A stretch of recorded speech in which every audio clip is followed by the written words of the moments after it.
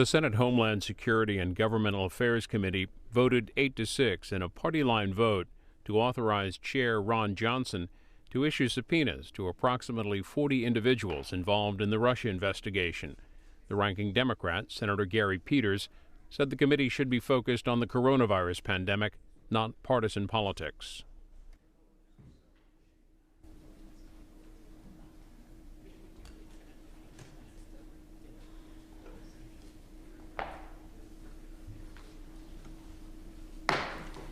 Good morning. Pursuant to notice on September 9, 2020, the committee meets to consider a motion to authorize the issuance of certain subpoenas and to note the presence of a quorum. We are here today for two reasons. First, to overcome a ridiculous assertion by the ranking member regarding committee subpoena rules, and while we're at it, vote on subpoena authority for 7 additional individuals based on new information. And second, to vote on the nominations for 3 members of the Federal Retirement Thrift Investment Board. Regarding the committee subpoena rules, Senator Peters has raised a procedural objection based on an absurd interpretation of committee rules. According to Senator Peters, when the committee authorized deposition subpoenas on June 4th, that vote did not include the authority to actually schedule any depositions. But rather than raise this issue internally, which would have been the proper procedure because the committee, not any one member, is the arbiter of our rules, Senator Peters instead immediately conveyed that objection to a witness who then cited it as an excuse to ignore a committee subpoena. The witness that Senator Peters encouraged to ignore a committee subpoena is former State Department employee Jonathan Weiner. Mr. Weiner played a key role in disseminating the Steele dossier to officials within the State Department, which was then further relayed to the FBI. He was also one of only 2 witnesses who refused to cooperate with the Department of Justice Inspector General's review. I decided to issue Mr. Weiner subpoenas because of concerns about his voluntary cooperation with the committee. And contrary to the assertions of the ranking member Peters, those concerns turned out to be well-founded. As Senator Grassley and I noted in our September 2019 letter, Mr. Weiner used his personal email to conduct official government business. In addition, the day before Senator Peters encouraged Mr. Weiner to ignore a committee subpoena, the Senate Select Committee on Intelligence revealed that Mr. Weiner admitted to destroying not only all his correspondence with Christopher Steele, but also, quote, essentially every email, unquote, from his tenure at the State Department. This is the individual that Senator Peters apparently does not want our committee to interview. This is by no means the only inappropriate meddling by the minority in our investigations. The most recent example was a letter and classified addendum created by senior Democrat leaders that accused Senator Grassley and me of relying on foreign disinformation. This, quote, intelligence product, unquote, which was full of false allegations, was produced, classified, and then leaked to the press more than a week before Senator Grassley or I were given access to it. Many in the media dutifully reported this hot tip. Democrats then used these media reports to repeat, distort, and embellish the false charges. This coordinated smear, and that's all you can refer to it as, a coordinated smear, culminated in an August 7th opinion piece in the Washington Post submitted by Senator Richard Blumenthal.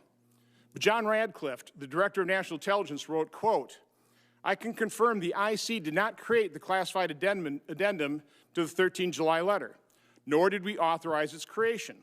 The IC was not consulted prior to its creation and subsequent release to the entire membership of the U.S. House of Representatives. And again, then referring to that classified addendum, he said it by no means reflects the full and complete analysis of the IC. The foreign information we were falsely accused of receiving and utilizing purportedly comes from a Ukrainian named Andrei Derkach, who has since been sanctioned by the Treasury Department. Although neither Senator Grassley nor I ever saw it, received, or used any information from Mr. Derkach, the media has continued to report otherwise for weeks, despite our repeated and unequivocal denials. But it is true that a chart produced by Mr. Derkach is now part of this investigatory record of this committee, not because me or Senator Grassley entered it, but because Senator Peters' staff introduced it into the record. As was the case in 2016 election, the only foreign disinformation being used to interfere in this investigation has been introduced by Democrats, not Republicans. Given all the concern expressed by Democrats over foreign disinformation, it is notable that we have not heard the same concern over the disclosure that the Steele dossier contained Russian disinformation. We are aware of this fact because my chief counsel uncovered it buried in 4 classified footnotes to the Department of Justice Inspector General FISA report. We also know the FBI was aware of this as early as August 2016. Again, the FBI knew that Russian disinformation was part of the Steele dossier as early as August 2016, and yet they continued the investigation, and we end up with a special counsel. We also know that the Steele dossier was bought and paid for by the DNC and the Clinton campaign. So apparently, Democrats are willing to look the other way when they pay for or use foreign disinformation against Republicans. Senator Richard Blumenthal's smear piece was headlined, quote, the threat to U.S. elections is real and frightening. The public has a right to know. I completely agree with the headline, but I utterly reject Senator Blumenthal's false allegations, as I clarified in my August 10th open letter, which I now ask consent to enter into the record.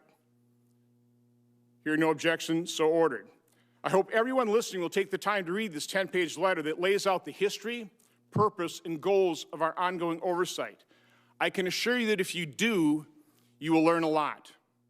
So here we are, forced to take a vote to end the meddling and delay tactics of Senator Peters and the minority regarding our lawful subpoenas. As I have stated repeatedly, and as Senator Blumenthal's headline declares, the public has a right to know. Our investigation is focused on uncovering and revealing the truth, but Democrats seem intent at every turn to frustrate and interfere with our oversight efforts. By the way, our investigation relies on U.S. documents from U.S. agencies and U.S. persons. There is no Russian disinformation in our record other than that was entered by Senator Peters' staff. So based on their obstructive behavior, one has to wonder, why are Democrats so afraid of the truth? Senator Peters. Thank you, Mr. Chairman. This is our third business meeting on a very partisan investigation. Yet we continue to face an unprecedented public health and economic emergency. Almost 200,000 Americans have died during this pandemic, and nearly 40 million Americans have lost their jobs. I'm disappointed that our committee is once again meeting to discuss the authorization of subpoenas instead, I say again, instead of the serious challenges facing Americans, and our committee has a responsibility to address with our full focus and resources. Today, we're voting on an unprecedented 40 subpoenas to further the chairman's investigations into Crossfire Hurricane and the unmasking of Lieutenant General Flynn's name. These investigations are substantially identical to multiple previous investigations, including those by other committees of Congress with direct jurisdiction, the extensive work of the Justice Department Inspector General, and the Durham investigation. Your own public comments, Mr. Chairman, state that your desire to reinvestigate these matters demonstrates the alarming partisan nature of this investigation that is designed to influence the presidential election, which is now only 48 days away. As I said in June, issuing subpoenas should be a last resort, particularly when individuals on this list are either already cooperating or have not been given the opportunity for voluntary compliance. In June, this committee authorized subpoenas for 33 people. In the last 3 months, none of these people have been interviewed on the subject matter of those subpoenas. Yet you now seek authority to depose 7 new individuals on the same matters. This is a partisan fishing expedition. At our organizing business meeting, Mr. Chairman, you made a commitment to maintain the longstanding tradition of this committee in its pursuit of conducting serious oversight in a nonpartisan way. Now, at a moment of national emergency, it's most important that we speak with one voice. Mr. Chairman, I'm asking you to stop the inappropriate use of our committee resources and recommit to our primary focus, which is safeguarding Homeland Security. Mr. Chairman. Thank you, Senator Peters. I think while we have committee members here, I'd like to move on to the nomination votes. Although we noticed the nomination of Mr. John Gibbs to be Director of the Office of Personnel Management, we're going to hold over his nomination because some of our members would like to request some additional information from the nominee. So with that, the committee will proceed to the consideration of the nominations. Does any member wish to discuss the nominations before we vote? If not, the question is on favorably reporting Mr. John Barger. His nomination to be member of the Federal Retirement Thrift Investment Board. I believe this is requested a roll call vote, so the clerk will call the roll. Senator Portman. Aye. Senator Paul. Aye. Senator Langford. Aye. Senator Romney. Aye.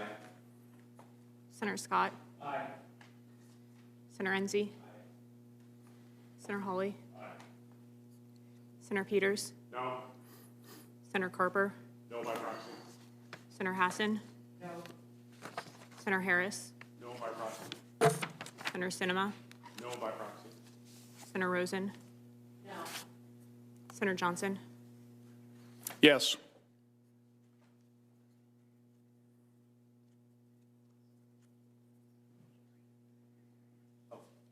Mr. Chairman, Senator Peters. it's come to my attention that Senator Sinema would be recorded as a yes. Okay.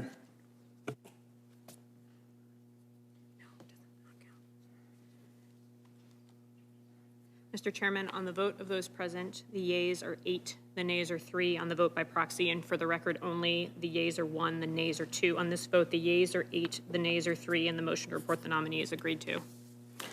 So the nomination is reported favorably. If there is no objection, the committee will vote on the 2 remaining nominations for the Federal Retirement Thrift Investment Board en bloc. The question is on favorably reporting the following nominations to the floor en bloc: Christopher Bancroft Burnham and Frank Dunleavy. All those in favor say aye. Aye. All those opposed, nay. In the opinion of the chair, the ayes have it, and the nominations are reported favorably.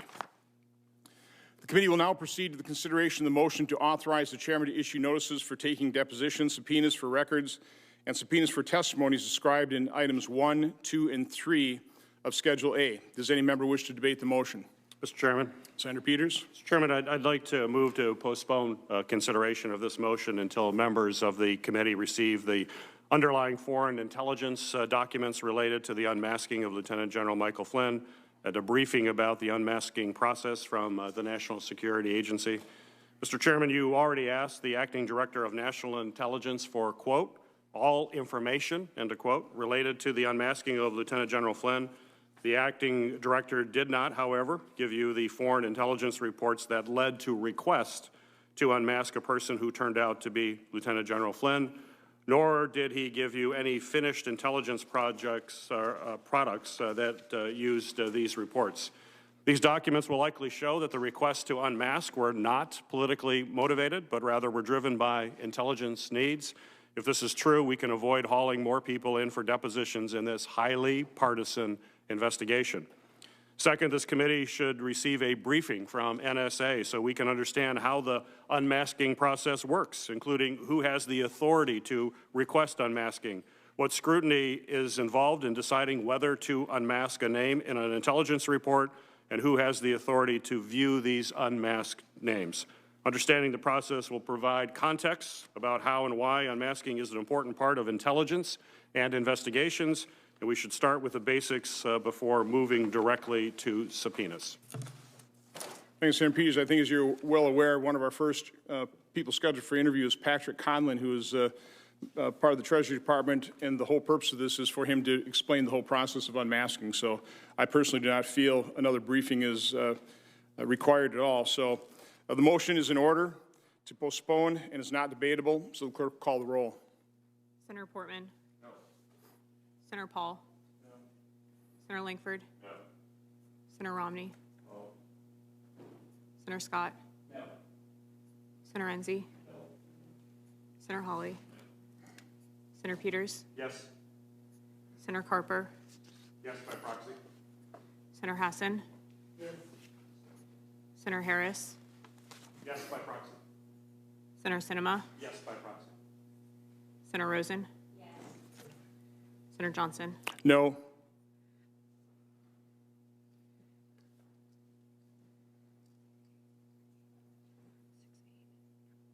Mr. Chairman, on the vote of those present, the yeas are 3, the nays are 8. On the vote by proxy, the yeas are 3, the nays are 0. On this vote, the yeas are 6, the nays are 8, and the motion is not agreed to. So if there's no further debate. Yep, Mr. Chairman, I have one more. Senator Peters? Thank you, Mr. Chairman. For each of your investigations, I move that the committee publicly release interview transcripts in full at the same time as you release your report, with all appropriate redactions to protect our national security interest. I certainly believe, and I believe you said earlier, that the American people deserve to see the complete record and reach their own conclusions. So I'd like to make that motion. And as we discussed with your staff, that's my full intention. So, barring classified sections or, potentially objections from attorneys, which we agreed to as well, we intend to do that. So we can have a voice vote? Do we need a voice vote on it? Yes, I'd request a voice. Okay. So the motion has been raised. Is there a second? Is a roll call vote required? If not, all those in favor say aye. Aye. Those opposed, nay. The motion is carried. If there's no further debate, the question is on the motion to authorize the chairman to issue the notices and subpoenas as described in item 1, 2, and 3 in Schedule A. The clerk will call the roll. Senator Portman. Aye. Senator Paul. Aye. Senator Langford. Aye. Senator Romney. Aye. Senator Scott. Aye. Senator Enzi. Aye. Senator Hawley. Aye. Senator Peters. No. Senator Carper. No by proxy. Senator Hassan. No. Senator Harris. No by proxy. Senator Sinema. No by proxy. Senator Rosen. No. Senator Johnson. Aye.